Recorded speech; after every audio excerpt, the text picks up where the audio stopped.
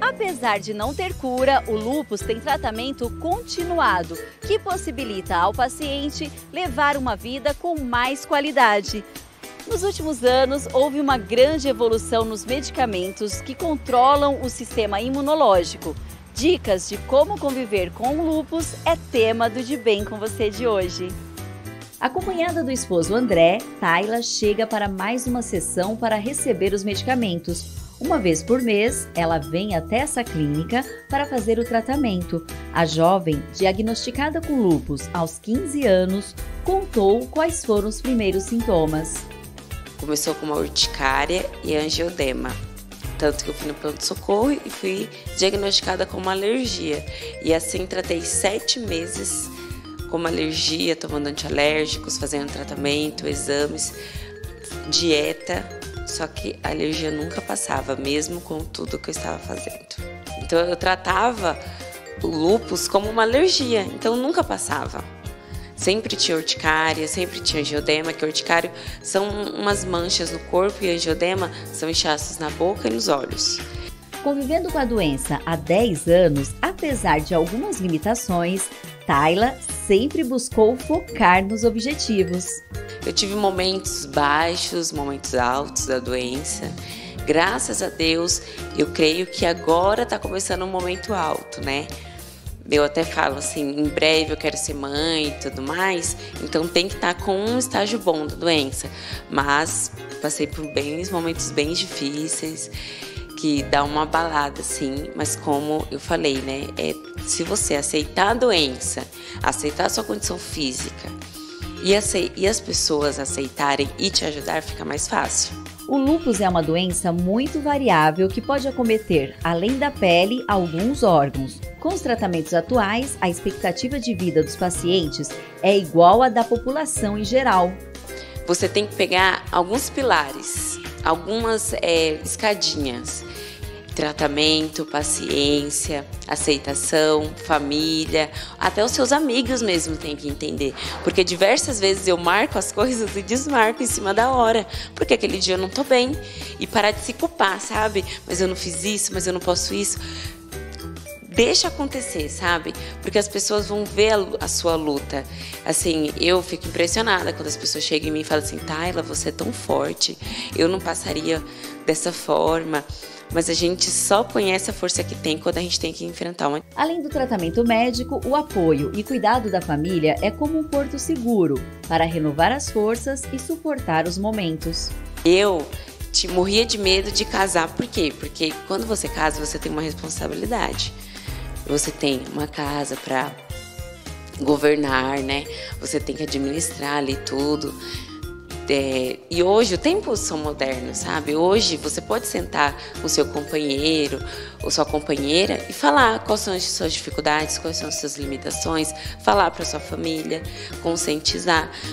Com o tratamento em dia, Tayla, que está cheia de planos para o futuro, deixa uma mensagem para quem enfrenta a doença.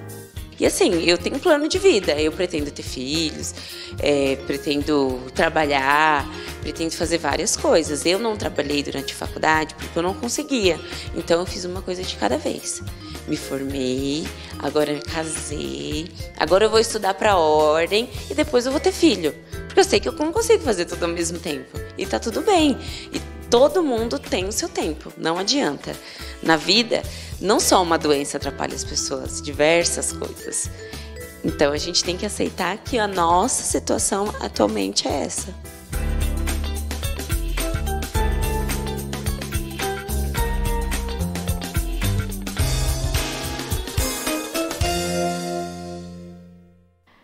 A Tayla é um exemplo de como é possível conviver com o lúpus. É uma inspiração e a nossa torcida é para que ela fique com tudo sob controle e possa alcançar todos os seus objetivos e sonhos. O lúpus é uma doença autoimune em que as células do sistema imunológico saem de controle e passam a atacar as estruturas saudáveis do próprio organismo. A doença pode afetar o corpo inteiro. Para saber sobre os sintomas e tratamento do lúpus, o De Bem com Você de hoje recebe o reumatologista, Dr. Marcos Moreira Neto. Tudo bem, doutor? Tudo ótimo. Obrigado pela gentileza do convite. Opa. É um prazer estar com vocês aqui para desmistificar um pouquinho essa parte mágica que é o lúpus e a reumatologia. Nós que agradecemos. Doutor, para a gente começar, o que é o lúpus, né, essa doença lúpus, e o que pode desencadear essa doença? Bom, o lúpus é uma doença autoimune, ou seja, entende-se por isso que o sistema imunológico torna-se um pouco mais agressivo e ele começa a ver partes do nosso organismo como inimigos. Daí aquelas células que teoricamente serviriam para nos proteger, acabam atacando as nossas células e gerando processo inflamatório difuso. O que pode desencadear essa doença, na verdade, a gente sempre tem um fator genético envolvido e sempre existe um fator ambiental associado. Então, para se desenvolver uma doença como lúpus eritematoso sistêmico e outros tipos de lúpus, é preciso ter uma predisposição genética e outros fatores ambientais, como fatores hormonais, fatores alimentares, questão psicossomática, se a pessoa é estressada, se ela é ansiosa, e outras questões diversas do dia a dia. Depende muito do perfil da pessoa. Tá certo. E quais são os principais sintomas, os primeiros sintomas? Então, o lúpus é uma patologia que ele pode desencadear diversos sintomas. Então, não existe uma sequência de sintomas em que se fala assim, olha, esses são os sintomas clássicos do lúpus. O que a gente pode dizer é que pode haver queda de cabelo, pode haver alterações como, por exemplo, o aparecimento de aftas muito frequentes. Afta todo mundo vai ter, mas aftas muito recorrentes geralmente é um pouco problemático. Queda de cabelo, alterações de pele, uma coisa que a gente chama geralmente de rash malar ou lesão em asa de borboleta, que é uma lesão avermelhada que dá na região da bochecha, né, aqui dessa região das têmporas, e que ela piora quando há exposição solar. Outra situação é cansaço, fadiga, dentre outras situações, como, por exemplo, boca seca, olho seco, por aí vai. Não existe um protocolo, assim, uma cartilha de sintomas. Né? Exato. Tá certo. E existem dois tipos de lúpus? Ou outros tipos são tipos diferentes? Existem alguns tipos de lúpus. Nós temos o lúpus mais conhecido, que é o lúpus eritematoso sistêmico. Temos o lúpus cutâneo, na lesão discoide, que é o mais comum dessa parte aí, que acomete principalmente mais pele. Temos lúpus induzido por drogas. E temos um tipo raríssimo chamado lúpus neonatal, que acomete recém-nascidos. É raro, mas pode acontecer também. Entendi, doutor. E o que diferencia um do outro? Por exemplo, os mais comuns? Então, o mais comum mesmo é o lúpus eritematoso sistêmico, é aquele que gera mais medo, que é aquele que pode acometer diversos sintomas. Diversos órgãos e sistemas do nosso organismo. E aí você vai poder ter acometimento renal, você vai poder ter acometimento de pulmão, coração e por aí vai. O lúpus cutâneo é mais centralizado na região de pele, então a pessoa... Mais externo. Exatamente, seria, né? Desenvolve aí questão de queda de cabelo, algumas lesõezinhas de pele, mas não há o acometimento interno. Já o lúpus neonatal geralmente dá mais alteração, principalmente de cunho cardiovascular. Então o bebê pode nascer com alguns probleminhas cardíacos que tende a evoluir durante o passar do tempo. E o lúpus induzido por drogas é muito similar ao lúpus eritematoso sistêmico, então pode haver um acometimento de órgãos, mas com a interrupção da droga causadora, e quando a gente fala droga, não é droga só droga ilícita, né? Pode ser um medicamento. Pode ser um medicamento. Então, o paciente que desenvolve esse tipo de lúpus, se ele interromper o uso da medicação, a doença cessa. Doutor, no bloco anterior, a gente falou um pouquinho sobre os sintomas, né? Os principais sintomas. Perfeito. No caso de alguns sintomas como esses, qual especialista que eu devo procurar? Então, a especialidade ideal a ser procurada é justamente o reumatologista, né? Existe um desconhecimento da população em geral, que quando se diz reumatismo, as pessoas tendem a ligar logo a doença de idoso, de velho. Mas isso não é uma verdade, né? Tanto que as doenças autoimunes, na maioria absoluta delas, a artrite reumatoide, a artrite psoriásica e o lúpus são tratadas por essa especialidade, o reumatologista. Ótimo. E quais exames são necessários para comprovar o diagnóstico do lúpus? Então, reumatologia é uma área um tanto quanto complicada, né? Então não dá para a gente elencar um exame apenas, né? Para diagnóstico em reumatologia, a gente sempre precisa preencher alguns critérios de diagnóstico que vão levar em consideração os sintomas e uma série de exames. Antigamente falava-se muito do FAM, então fazia-se um FAM e em esse resultado desse exame vindo positivo, a pessoa já começava a ficar desesperada achando que tinha lúpus, né? E na verdade só para exemplificar, este é um exame, por exemplo, que ele serve muito mais como um direcionador do que como um diagnosticador. Então, na positividade deste exame, por exemplo, é necessária a solicitação de outros. Aí vai depender dos sintomas manifestos, né, das queixas do paciente, para a gente direcionar quais os exames ideais. Por isso, na dúvida, é sempre bom procurar o especialista. Com certeza, né? E o especialista correto, que no caso é o reumatologista. Tá certo, doutor. E assim, quais são as principais consequências dessa doença no organismo das pessoas? Então, o lúpus é uma doença que ele pode agredir diversos sistemas, diversos órgãos, né? A gente brinca até que todo reumatologista algum dia já foi apaixonado pela complexidade que o lúpus traz, justamente porque ele pode dar absolutamente tudo, né? Então ele pode fazer inflamação de toda e qualquer região do seu organismo. As consequências mais comuns e dramáticas que a gente pode citar é principalmente o acometimento renal, que é onde a pessoa pode fazer uma coisa chamada nefrite lúpica e fazer uma redução da capacidade de filtração renal. O rim começa a falhar, né? A pessoa pode desenvolver alteração do sistema nervoso central, podendo apresentar situações como desenvolvimento de psicose, como síndrome persecutória, que a pessoa fica pensando que tem alguém perseguindo, né? Pode desenvolver convulsões e por aí vai. Também pode ter alteração de músculo cardíaco, pode ter alteração de questão pulmonar, com dificuldade e redução da capacidade respiratória. Então é um universo muito amplo. Mais uma vez, o mais importante é que, em havendo o diagnóstico ou a suspeita dele, o ideal é procurar o reumatologista. Tá uma doença que não dá para brincar. E é uma doença que pode acometer tanto os homens quanto as mulheres. Mas é mais comum com as mulheres? É mais comum do sexo feminino, numa proporção citada de 10 mulheres para cada homem, às vezes em 9 para cada homem, a depender da região do planeta, porque existe uma diferença de região para região, né? E isso também nos leva a crer que tem muita correlação com a parte hormonal, né? Então o perfil geralmente é o sexo feminino na faixa etária aí entre a menarca, que é a primeira menstruação, e a menopausa. Óbvio que é possível acontecer em outras idades, mas o perfil tradicional são mulheres. E pode acometer crianças também? Pode, bebês, sim. Né? No caso, você falou no primeiro sim. bloco. Não é tão comum, né? Pode haver o lúpus eritematoso sistêmico em faixas etárias tanto menores em crianças quanto nos mais idosos e em casos raríssimos o chamado lúpus neonatal. E aí, no caso das crianças, os pais que precisam ficar atentos. Porque Exatamente. Muitas vezes as crianças não sabem, assim, realmente qual que é a queixa, né? Então, quais são os sinais que podem alertar os pais que estão em casa assistindo a gente, que de repente uma criança pode estar com sintomas dessa doença, né, o lúpus? Os sintomas são muito parecidos, né? Então pode haver queda de cabelo, pode haver alterações cutâneas, são muito importantes, as chamadas vasculites.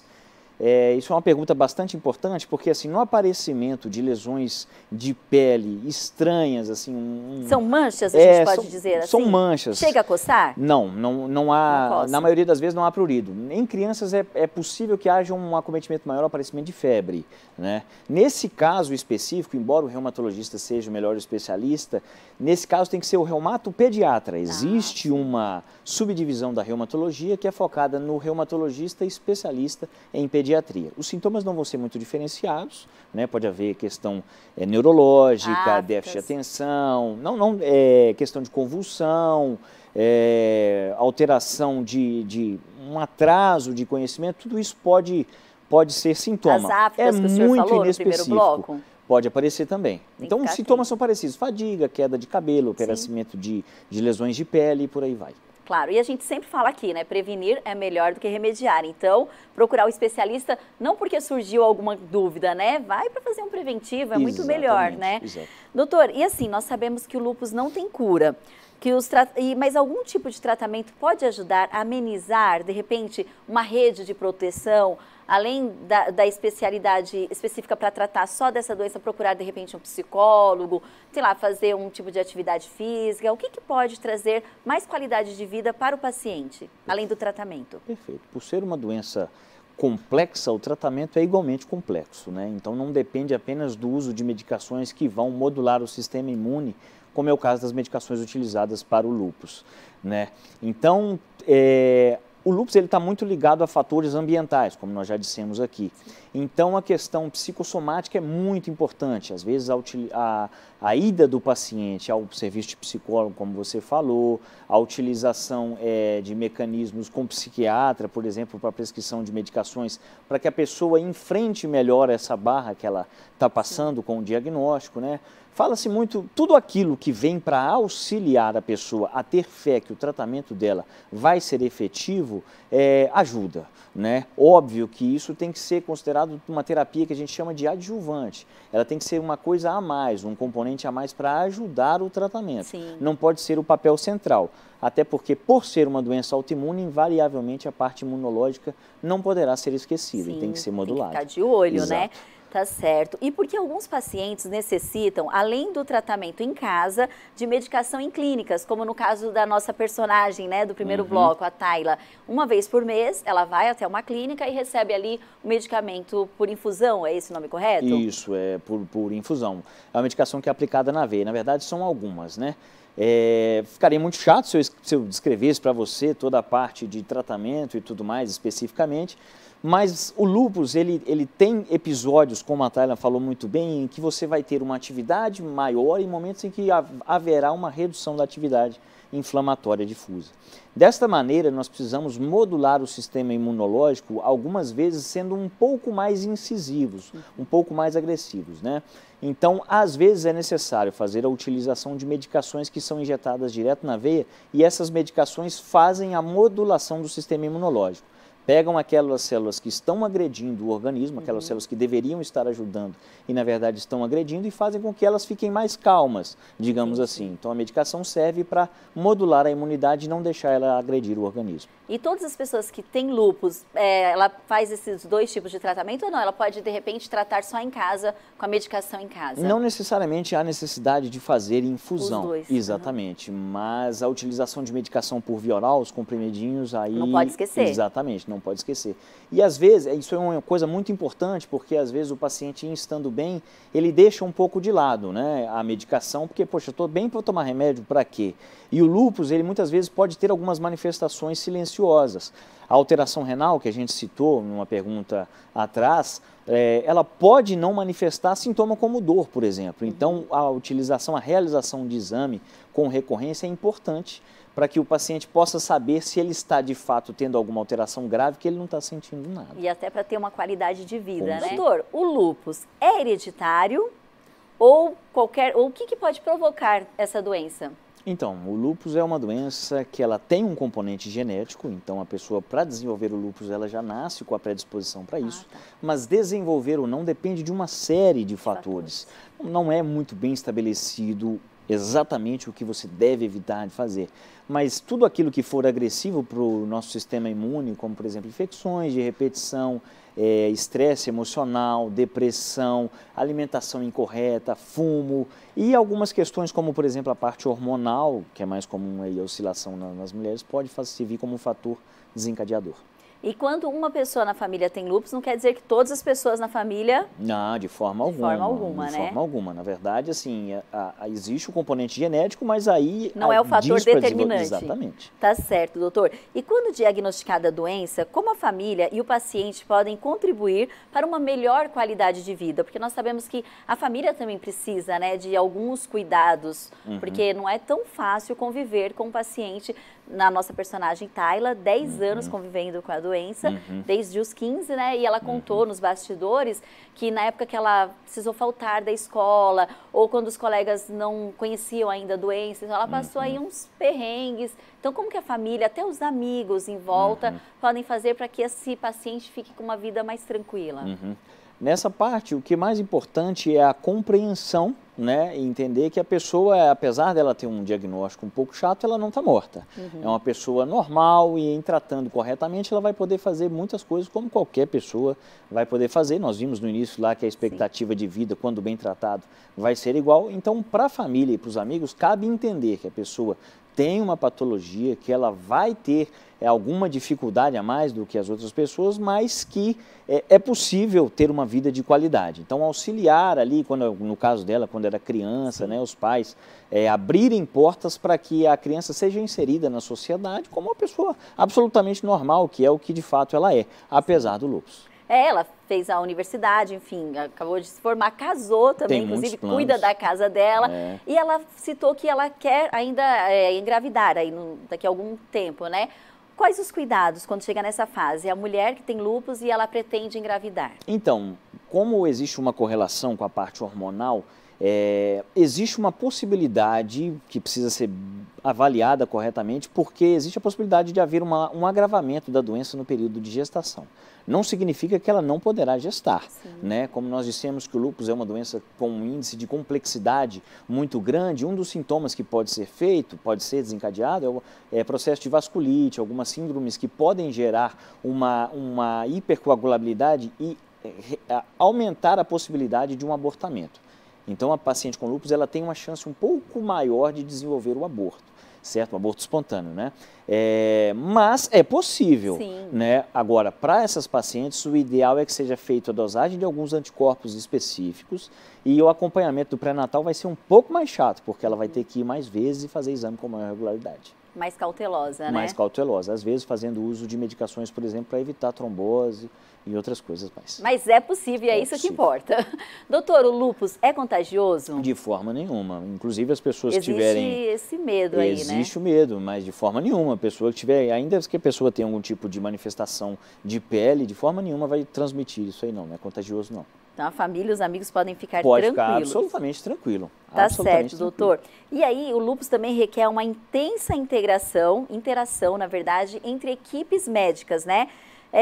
Diversos especialistas, a gente já falou sobre isso daqui no segundo bloco, mas não custa nada reforçar. Além do reumatologista, que é o médico específico, quais outros tipos de médico a família, o paciente deve procurar? Então, aí depende das manifestações relacionadas ao lúpus, né? Se o paciente desenvolver, por exemplo, uma síndrome depressiva relacionada ou pelo acometimento do sistema nervoso central, ou simplesmente porque é difícil receber esse tipo de notícia, o acompanhamento com psiquiatra, psicólogo. Se houver acometimento renal, aí entra a equipe de nefrologia, que são os médicos dos rins. Se tiver sistema nervoso central, também além do psiquiatra, obviamente a equipe de neurologia, cardiologia, se acometer coração. Então, depende de cada paciente. Exatamente. O importante, educador físico, por exemplo, que é muito importante que o paciente, mais uma vez, teve o diagnóstico, pelo amor de Deus, não morreu, né? Apenas foi diagnosticado com uma patologia. São alguns cuidados a mais, mas vida que segue. Exatamente, vida que segue. É possível viver com qualidade e por muito tempo. Ótimo, muito bom. E existem algumas coisas também que o paciente com lúpus deve evitar? Por exemplo, eu já li que tem que evitar sol em determinado horário. O que ele deve evitar? Então, o sol é o clássico, né? Porque o sol ele pode fazer a exacerbação, o aumento da atividade, principalmente cutânea, na pele. Então, quando o paciente com lúpus se expõe ao sol, a tendência é que ele fique mais vermelhinho, desenvolva um tipo de vasculite. Mas todos os hábitos que podem gerar processo inflamatório, fumar, comer muita porcaria, rica em glúten, açúcar demais, ter uma saúde mental não tão bem controlada, pode fazer a ativação do lúpus. Então, é por isso que é bom ter a cabeça legal, comer direitinho e não desenvolver vícios como, por exemplo, cigarro. Tá certo. E agora chegou a hora do quadro Mitos e Verdades. Por favor, Matheus, coloca pra gente esclarecer aqui mais algumas dúvidas. Bom, já falamos, mas não custa nada repetir. O lúpus é contagioso? De forma nenhuma. Mito. Já falamos e é bom repetir que é mito. Muitas vezes, né, doutor? Exatamente. Quantas forem necessárias. Ótimo, vamos para a próxima. Não existe cura para o lúpus? Não existe cura. É verdade. Mas dá para levar uma vida Mas dá para levar uma vida tranquila. Não existe cura, mas existe uma coisa chamada remissão, que é quando a doença fica em baixa atividade e aí a pessoa consegue levar uma vida absolutamente normal. E tratamento, só procurar o tratamento. Exatamente. Tá certo, vamos para a próxima. Se uma pessoa da família desenvolver lúpus, os outros familiares também terão? De forma nenhuma, isso é mito. Já falamos aqui que não é hereditário. Exato. Vamos para a próxima. Outras doenças podem ter os mesmos sintomas do lúpus? Podem sim, exato. Isso é uma verdade. Como nós dissemos, o lúpus ele é uma doença muito complexa, né? E por este motivo ele pode simular, ele pode ter sintomas de várias outras doenças. Inclusive aconteceu com a nossa personagem, né? Exatamente. No primeiro bloco. Você vê que ela tinha uma questão de urticária envolvida, né? Gerbema, e no confundiram fim das contas, com uma alergia. Ela ficou exato, 6, 8 meses tratando uma alergia exato, e na verdade descobriu depois. Se eu puder fazer só um adendo, o reumatologista, 95% da reumatologia é composta de clínica médica, né? Então é muito importante ir ao reumatologista quando se tem dúvida, porque o reumatologista vai fazer perguntas sobre todos os sistemas, intestino, pele, cabelo, parte ginecológica e por aí vai, porque tudo isso, apesar de parecer não ter correlação, pode ser diagnosticado como lúpus. De repente seria aí no nosso check-up anual uma consulta? Olha, eu vou te falar que seria interessante. Seria bom, né? Seria bom. Ótimo, então tá bom. E aí, já pensou nisso em casa? Bom, se você não pensou, a partir de agora, pega as dicas aí do doutor. Doutor, muito obrigada. Obrigada a você pela gentileza. Sua participação foi ótima, Obrigado esclareceu muitas dúvidas. O De Bem com Você de hoje fica por aqui.